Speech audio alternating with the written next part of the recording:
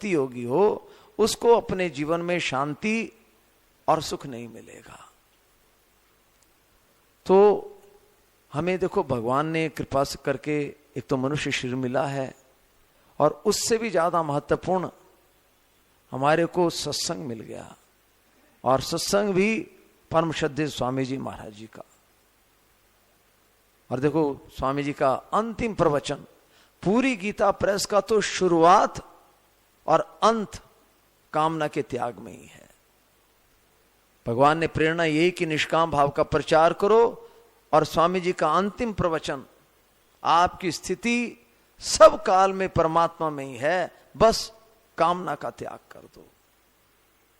तो हम अपने जीवन में, जैसे कल हमने मानवता के मूल सिद्धांत बताए थे, तो उसमें मानवता के मूल सिद्धांत में सबसे पहली बात बताई थी आत्मनिरीक्षण।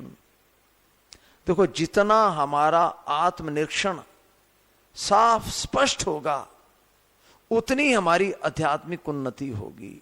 सारी आध्यात्मिक उन्नति, सारी की सारी आध्यात्मिक उन्नति आत्मनिरीक्षण पर टिकी हुई है।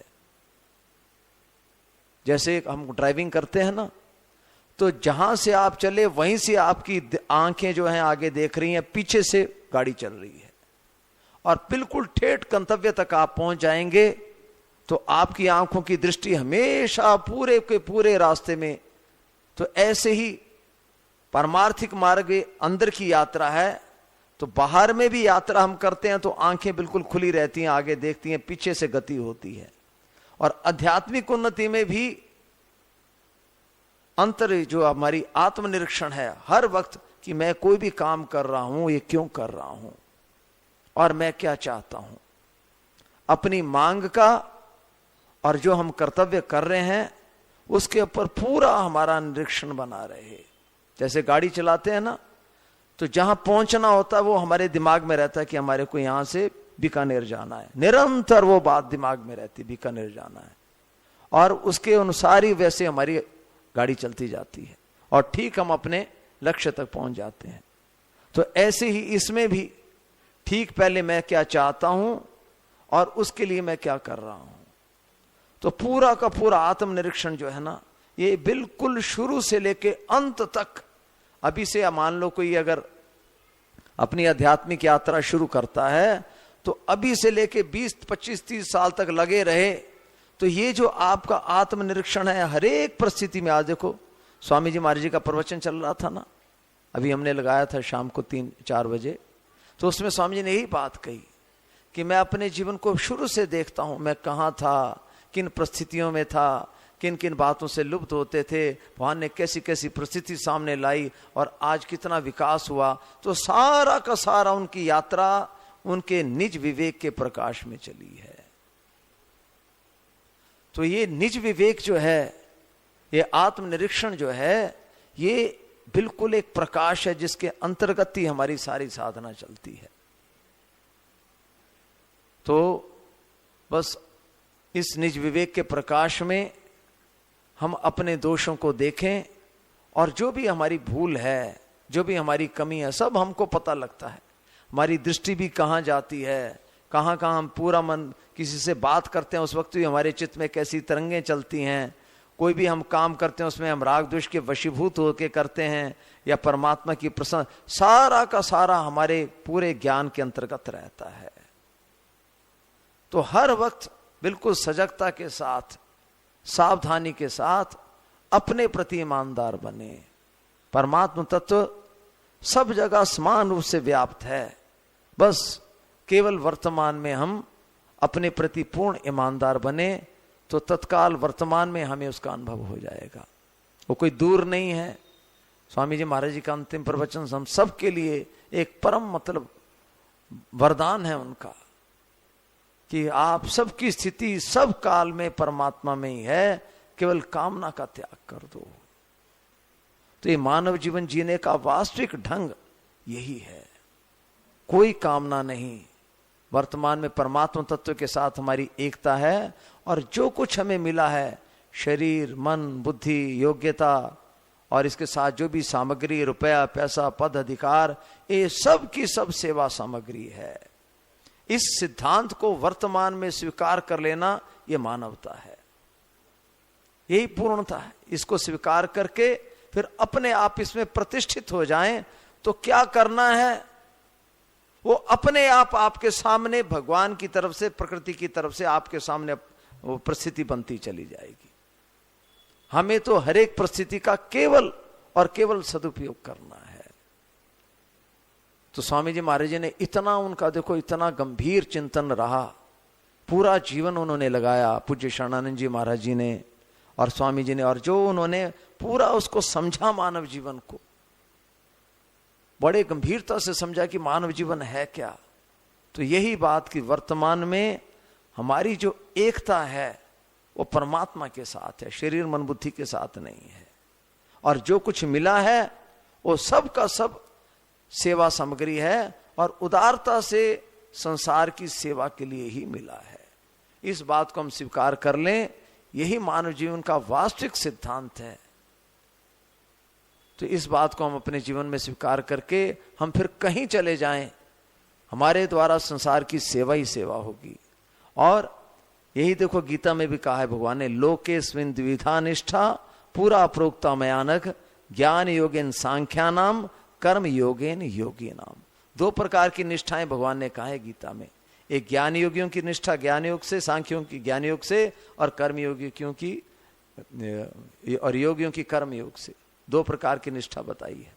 तो अपने स्वरूप का बोध, इनसे मेरा कोई संबंध नहीं, एक ज्ञान योग की हो गया। और जो कुछ मिला है इस सेवा सामग्री, एक कर्म योग हो गया। और ज्ञान योग और कर्म योग का ठीक सांगोपांगी होगा तो इसका फल क्या होगा? प्रेम की प्राप्ति होगी।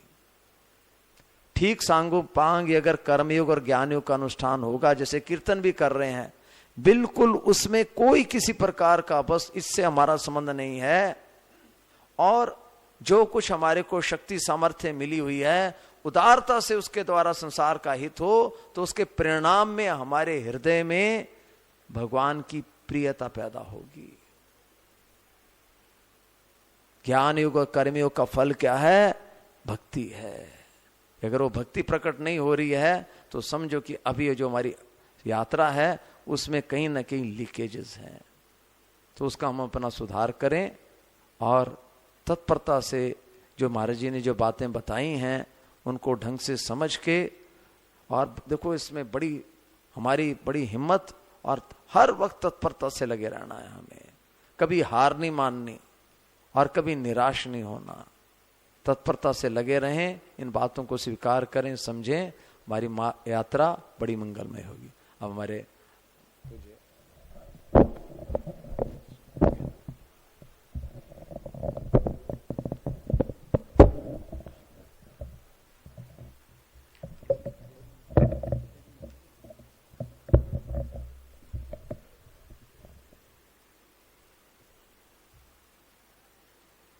राम राम राम, श्री राम राम राम।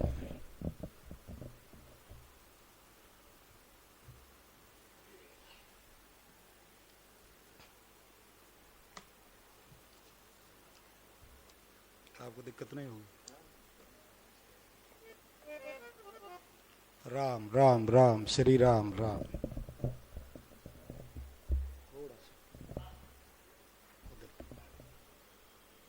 ज्यादा नहीं, थोड़ा उधर पीछे। हाँ ठीक। राम राम राम राम राम। वसुदेव सुतं देवं कंस चाणूरमर्दनं देवकी परमानंदं कृष्णं वंदे जगद्गुरुं श्री कृष्णं वंदे जगद्गुरुं। राम राम राम राम राम राम। इस पवित्र जगह पर बैठ करके गंगा मैया के सानिध्य में महापुरुषों की ये तपोस्थली पर, ऋषि मुनियों की तपोस्थली पर बैठ करके हम सभी सत्संग का संकीर्तन का लाभ ले रहे हैं। हमारे श्री पंकज जी महाराज ने बहुत ही सार चीज बताई। वास्तव में जीवन बनने के लिए बोले इन बातों का ही अमल मनन होना चाहिए।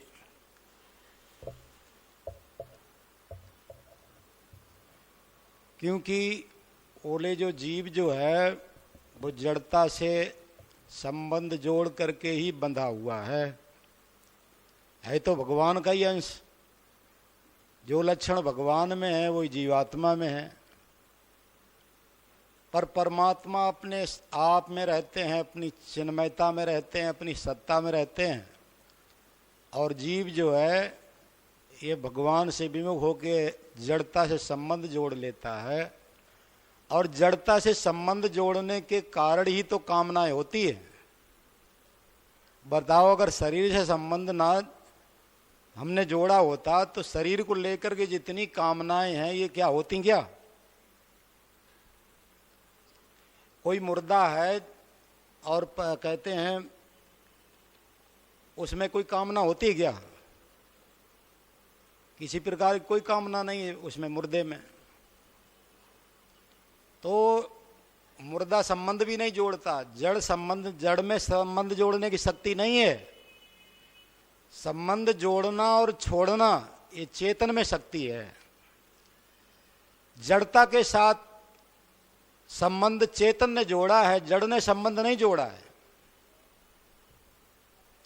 जड़ क्या है और चेतन क्या है? जड़ किसे कहते, चेतन किसे कहते हैं? जो अपने को भी जाने दूसरे को भी जाने वो चेतन होता है, और जो ना अपने को जाने ना दूसरे को जाने वो जड़ होता है। शरीर जड़ है, इसलिए शरीर अपने को नहीं जानता, दूसरे को भी नहीं जानता। पर हम भगवान के अंश हैं, हम चेतन हैं, हम शरीर को भी जानते, शरीर को जानते। शरीर को दृश्य रूप में भगवान ने बताया है। इदम शरीरम कौन्ते, दृश्य रूप में कहा है। जैसे दूर जो चीज होती है ना, ऐसे दिखाया है। तो शरीर से संबंध जोड़ा है चेतन ने, और जिसने संबंध जोड़ा है उसी को छोड़ना है। ब्रह्मा जी भी उपदेश दे देंगे, पर छोड़ना तो जिसने पकड़ा है उसी को छोड़ना पड़ेगा। गोस्वामी तुलसीदास जी महाराज ने साफ कहा, ईश्वर सजीव अविनाशी, चेतन अमल सहज सुख राशि, सो मायावश भयउ गुसाई, और बंधो कीर मरकट की नाई। जो ईश्वर का अंश है, चेतन है, अमल है। अमल का मतलब जिसमें कोई मल नहीं है। मल तीन प्रकार के बताए जाते हैं, मल, विक्षेप और आवरण, है ना। ये तीन मल बताए गए। मल नाम जो जीव पाप करता है उसका है, विक्षेप नाम चित्त की चंचलता का है, और आवरण नाम पर्दा का है। तो आत्मा में ये मल, विक्षेप, आवरण तीनों ही कहते हैं ये नहीं है, परंतु ये तीनों जो जड़ से संबंध जोड़ने के कारण, और ये तीनों ही पर्दा रूप में बने हुए हैं, और हम अपने आप को भूले हैं। चेतन अमल ईश्वर का अंश है, चेतन है जो जड़ नहीं है, अमल है जिसमें मल नहीं है, सहज सुख राशि है जिसमें कोई दुख नहीं है। परम श्रद्धेय स्वामी जी महाराज की एक पुस्तक में पढ़ा है, महाराज जी कहते हैं कि इस जीव में इच्छाएं तो हैं मानो परमात्मा को लेकर के, और ये पूरी संसार से करना चाहता है। कौन कौन सी तीन इच्छाएं, ध्यान देना, ये तीन इच्छाएं हैं, ये उस आत्मा परमात्मा के तरफ संकेत करती हैं, पर हम इन तीनों इच्छाओं को संसार से पूरी करना चाहते हैं। तीन इच्छाएं कौन कौन सी हैं? जैसे इतने लोग यहां पर बैठे हैं, कोई ये नहीं चाहता कि मैं मर जाऊं। कोई मरना चाहता है क्या? वो बात अलग है, जब विशेष कोई कष्ट आता है तब दुखी होता है तो बोले अब तो मर जावे तो अच्छा है, पर किसी प्रकार का कोई कष्ट ना होवे तो कौन मरना चाहता बताओ? हाँ, भक्त जो होते हैं, जिनमें कहते हैं जो भगवान के शरणागत, जिनमें शरीर संसार में जिनकी आसक्ति नहीं होती, तो उनकी इच्छा जीने की छूट जाती है। तब वो कहते हैं मरण मरण सब डरत है, मेरे मरण आनंद, कब मरे हो कब भेंटे हो पूर्ण परमानंद। उनके ना जीने की इच्छा रहती है ना मरने की इच्छा रहती है। जीने की इच्छा और मरने की इच्छा दोनों ही दुख देने वाली। इच्छाएं तो वो दोनों ही दुख देने वाली। तो सबके अंदर ये इच्छा रहती है कि बोले मैं मरूं नहीं। तो ये इच्छा क्यों है? बोले अंदर से वो आत्म रूप से अमर है, मरने वाला नहीं है, इसीलिए ये इच्छा होती है कि मैं मरूं नहीं। तो एक ये इच्छा सबके अंदर है कि मैं मरूं नहीं। दूसरी इच्छा ये है कि कोई अज्ञानी रहना नहीं चाहता, सबके सब ज्ञान चाहते हैं। किसी प्रकार से कोई अज्ञानी रहना नहीं चाहता है, सब ज्ञान चाहते हैं। एक किसकी इच्छा है? ये सत, पहली जो जीना चाहते हैं ये सत की इच्छा है। और अज्ञानी नहीं रहना चाहते हैं, ये चित्त की इच्छा है, सत चित्त। और कोई दुख नहीं चाहता है, सबके सब सुख चाहते हैं, ये आनंद की इच्छा है। ये तीनों इच्छाएं आप जानते हैं आत्मा को लेकर के हैं। आत्मा में ये तीनों ही लक्षण हैं, इसीलिए मनुष्य में ये तीनों इच्छाएं होती हैं। अगर आत्मा हमें कहते हैं चेतन, अमल और सहज सुख राशि ना होती तो ये तीनों इच्छाएं ही नहीं होती। स्वामी जी महाराज ने दृष्टांत दे के समझाया। क्या समझाया? बोले जैसे किसी को भूख लगी है, प्यास लगी है, तो आप जानते हैं, और भूख और प्यास लगी है तो भूख प्यास को शांत करने के लिए अन्न और जल की व्यवस्था है। अगर अन्न और जल भूख को प्यास शांत करने के लिए, भूख प्यास को शांत करने के लिए अन्न और जल ना होते तो भूख प्यास भी नहीं लगती। समझ में आ रही बात? भूख और प्यास तो लगे और अन्न जल भूख प्यास को शांत करने के लिए ना होते तो भूख प्यास भी नहीं लगती। ऐसे ही हमारे जो जीने की इच्छा होती है ये सत्य को लेकर के है, ज्ञान की इच्छा होती है ये चित्त को लेकर है, आत्मा ज्ञान स्वरूप है। और कहते हैं जो हम हमेशा सुख चाहते हैं, दुख नहीं चाहते हैं, तो आत्मा आनंद स्वरूप है, इसलिए हम सुख की इच्छा होती है, कोई दुख नहीं चाहता। तो ये तीनों इच्छाएं जो है बोले अपने उस आत्म स्वरूप को लेकर के हैं, उस चेतन अमल सहज सुख राशि की तरफ संकेत करती है। पर अपने आप को भूल करके बोले ये जीव ये तीनों इच्छाओं को संसार से पूरी करना चाहता है, तो संसार से पूरी ये तीनों इच्छाएं होने वाली नहीं है। इसलिए गोस्वामी अभी महाराज जी कह रहे थे ना, हमारा कोई संकल्प नहीं होना चाहिए, कोई कामना नहीं होना चाहिए। बोले जब कोई कामना ना रहे, संकल्प ना रहे, तो हमारी स्थिति कहाँ होगी? बोले जहां हम हैं वहीं होगी।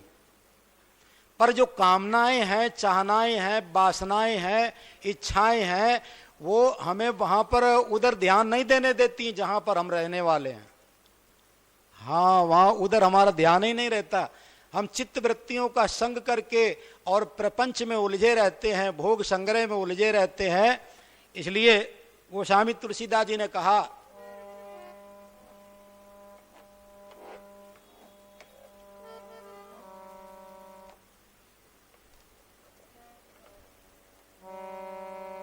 किसके कारण हुआ? अच्छा,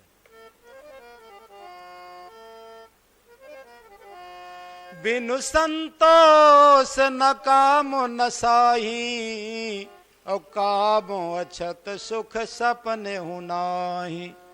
वो क्या कह रहे हैं? बिनु संतोष ना करें, जब बिनु संतोष न काम न साही, और काम अछत सुख सपने हूं नाही।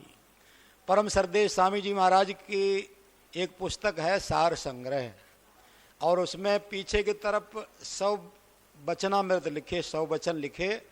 उसमें एक वचन है, बोले संतोष से काम, क्रोध और लोभ ये तीनों मिट जाते हैं। हाँ, संतोष करने से काम, क्रोध और लोभ ये तीनों मिट जाते हैं। ऐसा वचन लिखा, आप पढ़ सकते हैं उसे सार संग्रह पुस्तक में। पर ये मान्यताएं सब संतों की नहीं है कि ये तीनों मिट जाते हैं संतोष से, ध्यान देना। इसी मंच की बात है, एक बात याद आ गई आपको बता। यहाँ पर स्वामी जी महाराज यहीं विराजमान थे, तो एक महात्मा जी आए और ऐसे पीछे बैठ गए। तो उनको जब देख लिया गया तो फिर उनको ऊपर बुलाया गया, महाराज जी के साथ में बैठाला गया। प्रसिद्ध वो भी संत थे, उनको बुलवाया गया। सत्संग भी उन्होंने सुनाया। तो उन्होंने सत्संग में ये सुनाया, देखिए एक बात बतावे, सेठ जी के और स्वामी जी के विचार के अनुसार, सिद्धांत के अनुसार, बोले इस मंच पर हर एक बोलने के अधिकारी नहीं है। हमारे सामने की बात है, स्वामी जी के कमरे में 2-3 यहीं पर आए थे, 2-3 संत थे, कोई संत महंत रहे होंगे। तो हमारे व्यवस्थापकों ने, किसी ने स्वामी जी से कहा कि बोले महाराज ये संत जो आए हैं इनका प्रवचन करवाया जाए। महाराज जी ने, स्वामी जी ने कहा, हमारे सामने की बात है, बोले जो सेठ जी के सिद्धांत को नहीं जानते हो तो बोले नहीं करवाना चाहिए, उनके विचारों से अवगत ना हो, क्योंकि हम कुछ बता रहे हैं वो कुछ बताएंगे, इसलिए उनका, बोले ऐसे ऐसे महाराज ने कहा। तो हाँ, कौन सी बात कह रहे थे? हाँ, वो तो आए उससे पहले।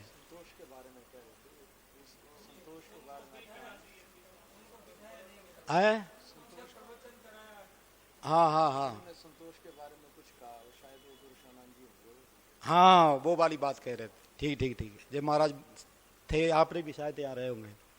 तो महाराज बैठ गए, उनको बुलाया गया, उन्होंने प्रवचन दिया, और प्रवचन में उन्होंने ये कह दिया, बोले जिस काम से शरीर पैदा हुआ है तो वो जब तक शरीर रहेगा तब तक काम तो रहेगा, काम नहीं मिटेगा। उनका प्रवचन हो गया, शायद उसके वो चले गए, शायद उसके बाद में किसी श्रोता ने प्रश्न कर दिया स्वामी जी से, बोले महाराज एक, वो महाराज बोले, कह रहे हैं कि बोले जब शरीर काम से पैदा हुआ है तो जब तक काम रहेगा तब तक शरीर रहेगा, तब तक काम रहेगा, कि ये आप बात सच्ची है क्या? तो स्वामी जी ने बोले नहीं नहीं, ये बात सही नहीं है। ये जो है, अगर बोले काम ही रहेगा, फिर बोले वो उसको जीवन मुक्त कैसे कहेंगे? ऐसे वेदांत के जो ग्रंथ हैं, आपको बतावे, जैसे विचार सागर है, विचार पंचदशी है, विचार चंद्रोदय है, उनमें भी ऐसी भूले वाली बातें ऐसे जो कही गई है। तो इसलिए पूज्य सेठ जी बोले इन तीनों ग्रंथों को गीता प्रेस से नहीं छपने दिए। और अगर ये महापुरुष है, उनका अध्ययन करके और उनमें से ऐसी भूलें ना निकाल करके बताते तो हम लोग भी उसमें उलझते। जैसे विचार सागर है, उसके लिए पूज्य सेठ जी कहते थे बिगाड़ सागर। बिगाड़ सागर क्यों कहते? वो उन ऐसे ग्रंथों में कहा गया है कि बोले माया रूपी धेनु के ईश्वर और जीव दोनों बछड़े हैं। ध्यान देवे, माया रूपी धेनु जो है उसके ईश्वर और जीव दोनों बछड़े हैं। और हम लोग तो अगर ये महापुरुष आगे की बात ना बताते तो यही सच्ची मानते। पर पूज्य सेठ जी क्या कहते हैं? बोले माया रूपी धेनु तो माया ही मुख्य हो गई, ईश्वर जो है माया के पति है। इसलिए पूज्य सेठ जी बोले माया, ईश्वर बछड़ा नहीं, बोले सांड है। बोले धेनु तो क्योंकि ईश्वर माया का पति है ईश्वर। तो ऐसी ऐसी इन ग्रंथों में भूले पड़ी हैं। एक महात्मा जी आए, मेरे परिचय के थे, उनको पूरी विचार चंद्रोदय कंठ थी, पुस्तक कंठस्थ थी। तो मैं उनको महाराज जी के पास लिवा गया दर्शन कराने के लिए। मैंने स्वामी जी को कहा, हमने कहा महाराज जी इनको पूरी विचार चंद्रोदय पुस्तक कंठ है, जैसे याद है, जैसे अपने गीता जी याद कर लिए थे ना ऐसे। तो स्वामी जी अंगुली हिला करके बोले उसे से याद करने से, उसे से बोले नहीं लाभ होता है। अब बताओ, आज सवेरे जो बात चली थी उसमें कहा था ना, बोले सीखी हुई बात को हम जानी हुई मान लेते हैं। और ये वेदांत के ग्रंथों में ज्यादातर ऐसा ही हो रहा है। और हम मान लिए ब्रह्मनिष्ठ हो गए, सीखी हुई बात को उसको जानी अनुभव जैसी मान लेते हैं। तो ये आज किसी ने एक प्रश्न किया था स्वामी जी से, बोले महाराज ये जो संसार में जो जैसी मान्यता जितनी जल्दी दृढ़ हो जाती है कि ये मैं शरीर हूँ, शरीर मेरा है, ये और संबंध जोड़ लेते हैं, परिवार मेरा है, मेरी जाति है, ये इस वर्ण के हम इस आश्रम में है, ये मान्यताएं जितनी जल्दी पकड़ी जाती हैं, इतनी जल्दी जो भगवान पारमार्थिक बातें नहीं पकड़ी जाती। इसका क्या कारण है? स्वामी जी महाराज मतलब कहना ये चाहते थे, बोले जो है शरीर संसार से जो है ये सजातीयता का संबंध है। जिस धातु का संसार बना हुआ है उसी धातु का ये शरीर है, तो वो एक सजातीयता का संबंध होने के कारण शरीर जो कहते हैं उन मान्यताओं को जल्दी पकड़ लेता है, और जो चेतन भगवान का अंश होकर के वो जड़ता में बैठ करके और चेतन को पकड़ना चाहता है, इसलिए जल्दी पकड़ नहीं पाता। समझ में नहीं आती। ये ध्यान दे, मैं बड़े विशेष बात कही थी महाराज। बोले अगर हम ये माने कि हम शरीर नहीं हैं, हम चेतन अमल सहज सुखराशि भगवान के अंश हैं, तो बोले जो संत महात्मा जितनी परमार्थिक बातें बताते हैं उनको पकड़ने में इतनी कठिनाई नहीं होगी। हम तो शरीर बन करके उनको पकड़ना चाहते हैं उन बातों को, इसलिए कठिनाई हो रही है। और संसार से जो संसार को जल्दी पकड़ लेते हैं, बोले ये क्यों ऐसा होता है? क्योंकि संसार और शरीर एक धातु के, संसार और जो है शरीर बोले एक धातु के, इसलिए जल्दी पकड़ में आ जाता है। और बोले हम जड़ में बैठ करके चेतन को पकड़ना चाहते हैं, आध्यात्मिक बातों को जानना चाहते हैं, तो बोले चेतन को जड़ में देखने की कोशिश मत करो। इसीलिए गोस्वामी जी ने रामचरितमानस में संकेत किया, मन समेत जेगी जान न बानी, तरक न सकगी सकल अनुमानी। मन समेत जेगी जान न बानी। ध्यान देना क्या कह रहे हैं। मन मानो मन, वाणी, मन, बुद्धि, चित्त और अहम, ये परमात्मा को जान नहीं सकते। क्यों नहीं जान सकते? क्योंकि ये जड़ हैं। कहते हैं बोले ये जड़ में चेतन को लाना चाहते हैं, चेतन को मन स्वामी जी महाराज कहते हैं जो बुद्धि है इस शरीर में सबसे विशेष कहते हैं करण है, सबसे विशेष औजार है। वो परमात्मा तक पहुंचा तो देती है पर पकड़ वो भी नहीं पाती परमात्मा को, क्योंकि जड़ है। परमात्मा को जो है परमात्मा तक बुद्धि पहुंचा तो देती है, फिर वो भी छूट जाती है। फिर अपने कहते तब परमात्मा में वो स्थिति का अनुभव करता है। और जो छठे अध्याय का 25 नंबर का श्लोक है उसमें मान, बुद्धि, चित्त, अहम ये सब छोड़ने की बात है। इसी के आधार पर तो स्वामी जी महाराज चुप साधन बताते थे। सनय सनर ऊपर में बुद्धिया धरती गृहीत या आत्म संस्थम मना कृत्वा ना किंचिदप चिंतित। सनय सनय बोले धीरे धीरे संसार से उपराम हो जाए और बुद्धि को भी उस आत्मा में स्थित करके फिर कुछ भी चिंतन ना करे। जहां ये कहा कि बोले कुछ भी चिंतन ना करे, वहां मन भी छूट गया, बुद्धि भी छूट गई, अहम भी छूट गया और जो चेतन था वो ही रह गया। और इनको छोड़ने की बात क्यों कह रहे हैं?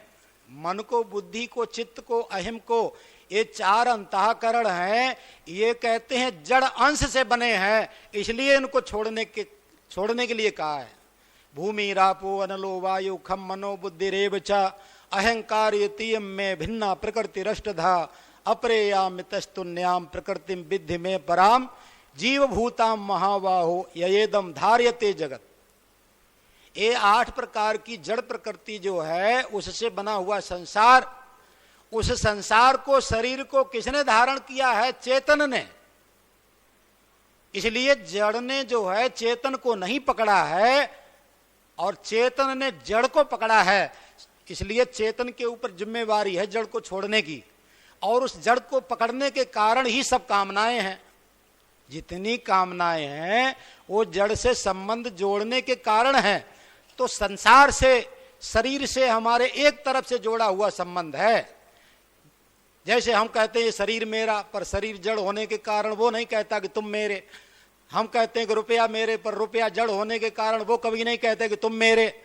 स्वामी जी महाराज कहते थे बड़ी मेहनत से रुपया आपने कमाए हो और कहीं चोर चोरी करने के लिए घर में आ जाए और रुपयों को जब ले जाने लगे तो आप जानते हैं रुपया जड़ होने के कारण आपका पक्ष नहीं लेंगे। बोले इन्होंने हमें बड़ी मेहनत से कमाया है, हम तो मालिक के साथ रहेंगे, हम चोरों के साथ नहीं जाएंगे। वो आपके साथ में थोड़ी आपका पक्ष नहीं लेंगे रुपया, क्योंकि वो जड़ है। तो जड़ जो वो है जो ना अपने को जाने ना दूसरे को जाने, और वो चेतन है जो भगवान का अंश है, उसने एक तरफ से जड़ के साथ संबंध जोड़ा हुआ है। जड़ को उसने पकड़ा है, जड़ ने चेतन को नहीं पकड़ा। और ये इसीलिए गोस्वामी जी ने दृष्टांत देकर समझाया। कौन सा? बोले सो माया बस भयो गुसाई और बंधो कीर मरकट की नाई। जैसे तोता और बंदर बंधता है, ऐसे जीव बंधा हुआ है। बंदर कैसे बंधता है? बोले बंदर को पकड़ने वाले कुछ चना आसपास बिखेर दिए और कुछ मटकी में डाल दिए, तो बंदर को चना बहुत अच्छे लगते हैं। वो देखता है कि बोले ये आसपास के चना बीन करके पाता है, फिर देखता है इस मटकी में भी है, और उसमें वो हाथ डालता है, पर उसका जो मुख है मटकी का वो थोड़ा पतला है। जैसे ही उसने हाथ डाला चना निकालने के लिए और चना को मुट्ठी में लिया है, और जैसे ही मुट्ठी को बाहर निकाला तो उसका हाथ घड़े के मुख में अटक गया। आप ध्यान देवे, कहते हैं चना बंदर नहीं छोड़ता और घड़ा उसे नहीं छोड़ता। तो मैं आपसे पूछता हूं कि आप बंदर को घड़े ने पकड़ा क्या है? बंदर को घड़े ने पकड़ा है कि चने ने पकड़ा है? ना घड़े ने पकड़ा है ना चने ने चने ने पकड़ा है। फिर किसने पकड़ा है? उसने चना पकड़ा है, इसलिए घड़ा उसको लग रहा है घड़े ने पकड़ा है। ऐसे ही बोले जो हमने जड़ता के साथ संबंध जोड़ा है, और सबसे पहले संबंध किसके साथ जोड़ा? कि शरीर के साथ। हमारे संतों ने कहा कि इस देह को मैं मानना सबसे बड़ा ये पाप है, और पाप इसके पुत्र हैं, सब पापों का ये बाप है। दूसरे पाप सब इसके पुत्र हैं। इस देह को मैं मानना कि ये शरीर मैं हूं। परम सरदेव स्वामी जी महाराज कहते जैसे एक लड़की के साथ विवाह करने से कईयों के साथ अपने आप संबंध जुड़ जाता है। कोई साला बन गया, कोई साली बन गए, कोई ससुर बन गए, कोई सास बन गए। आप जानते एक से संबंध जोड़ा कईयों के साथ अपने आप संबंध जुड़ जाता है। ऐसे ही एक शरीर से संबंध जोड़ने से कि ये शरीर मैं हूं अथवा शरीर मेरा है, तो आप जानते हैं 84 लाख योनियों से अपने आप संबंध जुड़ जाता है। और इस यहां से अगर संबंध छूट जावे, ना मैं रहे ना मेरा रहे, तो 84 लाख योनियों से संबंध अलग अलग छोड़ना जन नहीं पड़ेगा। वो यहीं से जुड़ता है और यहीं से छूटता है। सबसे बड़ा ये पाप है। मैं मेरे की जेवड़ी गल बंधियो संसार, दास कबीरा क्यों बंधे जिसके राम आधार। कबीर जी महाराज कहते हैं मैं क्यों बंधूं? मैंने बोले मैं और मेरा किए ही नहीं है। मैं बुरी बलाए है सकौत निकसव भाग, और कब तक निभ है राम जी रुई लपेटी आग। हाँ, रुई कहते हैं रुई में आग लपेट दिया जाए तो कब तक निभेगी। ये मैं और मेरा ऐसे ही है। इसलिए ये इस विवेक के प्रकाश में ज्ञान मार्ग की दृष्टि से ये तीनों योग मार्गों पर चलने वाले साधकों के बोले ये विवेक विचार सबके अंदर होना चाहिए। चाहे भक्ति मार्ग में चलें, चाहे कर्म योग में चलें, और चाहे कहते हैं भक्ति योग में चलें, तीनों में प्रकाश जरूरी है। सत्संग में जब हम बैठते हैं तो महापुरुषों के वचनों से हमें वो विवेक का प्रकाश कुछ मिलता है। और जब सुनते हैं कि बोले भक्ति सर्वोपरि है, सुनोगे नहीं तो भक्ति को कैसे समझेंगे, कैसे मन में आएगा कि भक्ति सर्वोपरि है। शरणागति कहते सरल साधन है। शरणागति होना तो बोले पहले तो ये सब सुनेंगे सत्संग में, तभी तो ये बातें सुन जब महत्व तो उसका समझ में आएगा, तब तो शरण जाएंगे भगवान के। विभीषण जी भी जब शरण गए तो उन्होंने क्या कहा? सुन करके तब आया हूं। ना सुनते तो नहीं आते। क्या सुन के आए? बोले श्रवण सुजस सुने, आपका यश सुन करके आया हूं। श्रवण सुजस सुने आयो, प्रभु भंजन भव भीर, त्राहि त्राहि आरत हरण, शरण सुखद रघुवीर। तो आप जानते ये जो सत्संग है कहते हैं ये सर्वोपरि है। गोस्वामी जी ने कहा कि बोले सत्संगत मुद मंगल मूला, सोई फल सिद्धि सब साधन फूला। महापुरुषों का सत्संग मिलना ही बोले यही सिद्धि है और यही फल है। और सत्संग को छोड़ करके और दूसरे हम साधन करते हैं तो वो कैसे हैं? फूल के समान है। आप जानते हैं तृप्ति तो फल को पाने से होती है। फूल को देख सकते हो पर कहते हैं तृप्ति नहीं होती खाने से, इसलिए उन दूसरे साधनों को फूल के समान कहा है, सत्संग को फल के समान और सिद्धि बताया है। इसलिए श्री राम जी ने भी सबरी जी को क्या कहा, पहली भक्ति प्रथम भक्ति संतन कर संगा। और संतों का संग क्या है, ये नहीं कि किसी महापुरुष का हम संग कर लेवें और उन कहते हैं उनकी बात ना माने। संतों का संग का मतलब उनके वचनों का संग, उनके वचनों के अनुसार जीवन बनाने की कोशिश करें। और बात अगर ना माने तो ऐसा संग तो मक्खी और मच्छर भी करते हैं, ध्यान देना। संतों का संग मक्खी मच्छर करते हैं। क्या क्या करते हैं, मच्छर ऐसा संग करता है कि बोले डंक लगाता है ना शरीर में, तो बताओ संग तो उसका कल्याण नहीं हो गया, ना मक्खी का कल्याण हो गया। हाँ, तो उनके वो तो संतों के कहीं कमरे में भी चले जाते, उनको हमारे डूंगर जी महाराज पकड़ पकड़ करके एक जाली रखते थे। महाराज जी के कमरे में कहीं मक्खी आ जावे तो उसमें ऐसे पकड़ लेते थे और महाराज जी ऐसे बैठे बैठे देखते थे और कहते थे एक वो देखो उधर है, एक वो है। और ये सबसे ज्यादा अच्छा निशाना हमारे डूंगर जी महाराज का रहता था, वो कभी कभी दो दो तीन तीन एक बार में पकड़ लेते और उनको बाहर करते ऐसे। हाँ, श्री राम राम राम राम राम राम राम। तो ये जो है बात एक वो बात कह करके कि बंदर को ना घड़े ने पकड़ा है और ना चने ने पकड़ा है, उसको जो सुख दिखता है चने में तो सुख की इच्छा वो नहीं छोड़ता, चने में जो सुख दिखता है तो बोले वो सुख वो नहीं छोड़ता, तो घड़ा उसे नहीं छोड़ता। ऐसे ही हम लोगों को बोले इन विषयों में सुख दिखता है तो संसार के विषय हम नहीं छोड़ते, और विषयों के पीछे जो दुख हैं तो वो दुख हमें नहीं छोड़ते। भगवान कहते हैं ये ही संस्पर्श जब होगा दुख ये न एवते आदि अंतवंतः कौन्ते ना ते सुरमते बुधा। एक महात्मा जी ने कहा कि विषय भोग अल्प सुख पीछे होवे भारी दुख, मन को मीठे लागे तासे तो में लपटाएंगे। करो सत्संग जासे बुद्धि नहीं होवे भंग, लागे हरि को रंग ज्ञान गंग में नहाएंगे। क्या कहा, विषय भोग अल्प सुख पीछे होवे भारी दुख, मन को मीठे लागे, मन को अच्छे लगते ना इसलिए जीव उसमें जुड़ता है। मन को मीठे लागे तासे तो में लिपटाएंगे। और इस से इन दुखों से अगर बचना है तो संसारिक सुखों से बचना पड़ेगा। हम लोग करते क्या है, दुख से तो बचना चाहते पर सुख से बचना नहीं चाहते दुख से तो बचना चाहते हैं पर दुखों के कारण बोले सुख हैं। मन को मीठे लागे तासे तो में लपटाएंगे। करो सत्संग जासे बुद्धि नहीं होवे भंग, लागे हरि को रंग ज्ञान गंग में नहाएंगे। लागे हरि को रंग ज्ञान करो सत्संग। बुद्धि जो भंग होती है उस बुद्धि भंग होने से कौन बचाता है, बोले सत्संग। हाँ, एक महात्मा जी ने लिखा, बोले जो विकार हैं अगर सत्संग ना करो तो कैसे बुद्धि को भंग करते हैं।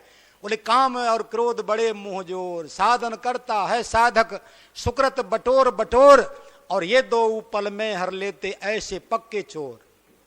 काम और क्रोध बड़े मुंह जोर, जिम सूरज को ढक लेती है सघन घटा घनघोर, तुम ये दोनों ढक लेते हैं बुद्धि को चौर। काम और क्रोध बड़े मुंह जोर, इनसे अगर बचना है तो श्रद्धा निष्ठा की कर डोर। इन विकारों से बचना है, ये तरह तरह के ताप हैं, विकार हैं, काम क्रोध लोभ मोह मद मत्सर, इनमें जीव उलझा हुआ है। इन विकारों से बचना है तो क्या करें, बोले महापुरुषों में हमारी श्रद्धा हो, भगवान में श्रद्धा हो, गीता रामचरितमानस में श्रद्धा हो, और इनमें कहते हैं भगवान में श्रद्धा हो, संतों में श्रद्धा हो, इनके वचनों में विश्वास हो। इन विकारों से अगर बचना है तो श्रद्धा निष्ठा की कर डोर, और इसी डोर से मन को खींचे हर चरणों की ओर। काम और क्रोध बड़े मुंह जोर। तो ये विकारों से पिंड छुड़ाने का एकमात्र रास्ता सत्संग है। और बोले जो सब कामनाओं का अंत बोले सत्संग से ही हो सकता है। तो यहीं पर वाणी का विराम। अब थोड़ी देर संकीर्तन करेंगे। राम राम।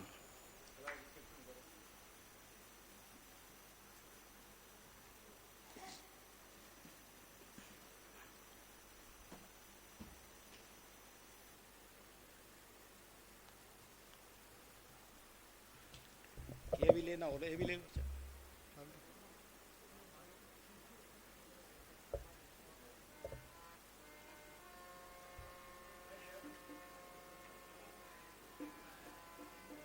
आप ले लो, माइक ले।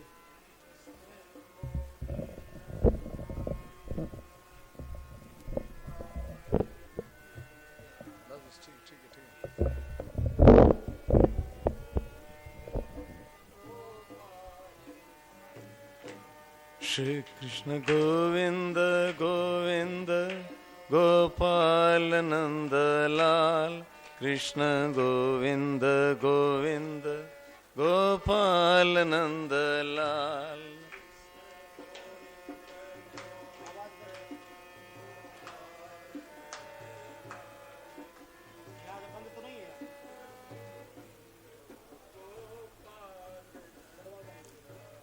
कृष्ण गोविंद गोविंद गोपाल नंद लाल, कृष्ण गोविंद गोविंद गोपाल नंद लाल।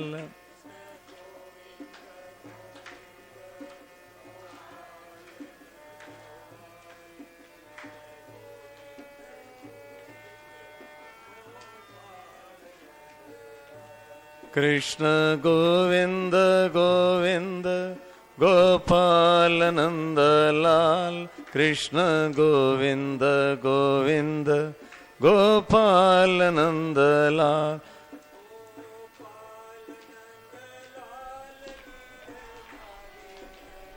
लाल गोपाल नंद लाल, गिरिधरी नंद लाल। गोपाल नंद लाल, गिरधारी नंद लाल। गोपाल नंद लाल, गिरिधरी नंद लाल। कृष्ण गोविंद गोविंद गोपाल नंद लाल, कृष्ण गोविंद गोविंद गोपाल नंद लाल। कृष्ण गोविंद गोविंद गोपाल नंद लाल, कृष्ण गोविंद गोविंद गोपाल नंद लाल। कृष्ण गोविंद गोविंद गोपाल नंद लाल, कृष्ण गोविंद गोविंद